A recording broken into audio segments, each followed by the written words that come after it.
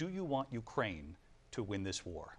I want the war to stop. I want to save lives. We're in for 250 billion or more because they don't ask Europe, which is a much bigger beneficiary to getting this thing done than we are.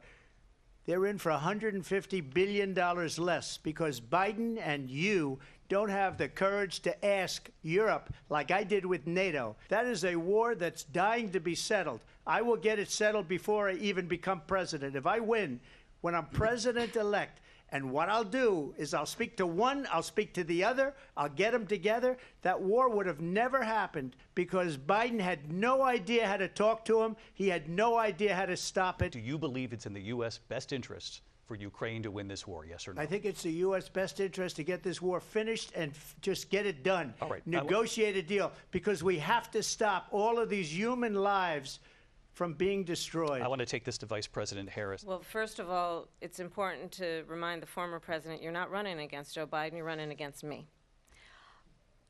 I believe the reason that Donald Trump says that this war would be over within 24 hours is because he would just give it up.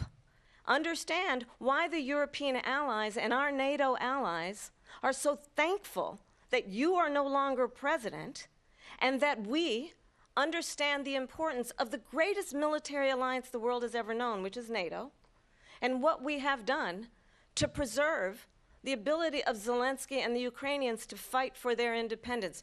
Otherwise, Putin would be sitting in Kyiv with his eyes on the rest of Europe, starting with Poland. And why don't you tell the 800,000 Polish Americans right here in Pennsylvania how quickly you would give up for the sake of favor and what you think is a friendship with what is known to be a dictator who would eat you for lunch.